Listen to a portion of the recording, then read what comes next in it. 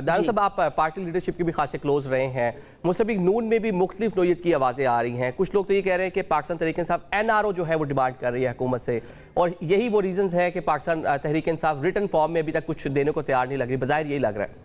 ये सब कहने की बातें हैं जी। असल में मैं समझता हूँ कि दोनों की इस टॉक्स की किसी भी कामयाबी में सियासी मौत है। जैसे आपने अभी सुना भी कि अगर ये PMLN कुछ ना कुछ एक्सट्रैक्ट कर लेती है और हुकूमत की लेजिटिमेसी कायम कर लेती है, तो ये अपोजिशन के लिए सियासी मौत है। और अगर अपोजिशन अपनी लेजिटिमेसी बरकरार कर लेती है और अपना जो पॉपुलर मैंडेट है या पॉपुलर वेव है उसके ऊपर दोबारा से सैडल में बैठ जाती है, वो तो हुकूमत के लिए मौत है। इसलिए मेरे ख्याल में दोनों सिंसियर नहीं है इन टॉक्स में।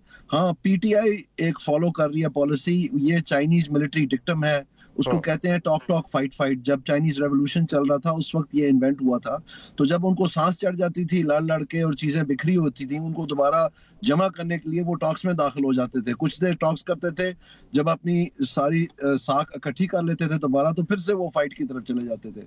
तो मेरे ख्याल में PTI तो अपनी फाइट को बढ़ाने के लिए 20 जनवरी का इंतजार कर रही है। उनको बड़ा इस बात का शक है कि वहां से जो ट्वीट्स आ रही हैं, जो कांग्रेस के खत आ रहे हैं, मुख्तलिफ किस्म की जो उनको सपोर्ट दरकार है, कि उससे ये अपने इशू को इंटरनेशनलाइज कर लेंगे। ये इनका बहुत बड़ा पहलू है।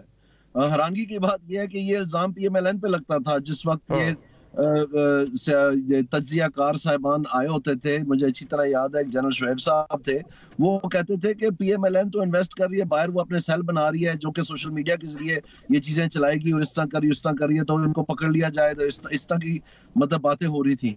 तो आज मुझे बताएं कि कौन वो सेल चला रहा है, क्या बातें कर रहे हैं वजीर आजम और बाकी सारे, किस किस्म के कवानीन पास किए जा रहे हैं। तो ये सारा जो कुछ भी तैयार करता है और ये जो भुगतना पड़ रहा है, ये उस वक्त तैयार किया था इमरान खान साहब ने अपने लिए, कि उन्होंने ये रास्ते दिखाए सारे और बड़े फख्र से बताते रहे कि जी बजट पास करने के लिए तो हमारे पास एक कर्नल साहब थे, वो वोट ले आते थे, तो हमें तो बड़ा आराम था।